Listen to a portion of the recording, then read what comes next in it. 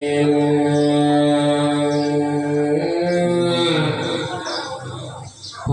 เวเจ้าจะเว้าต่อมาสิว่ามาสิขันสิเข้าป่าไม่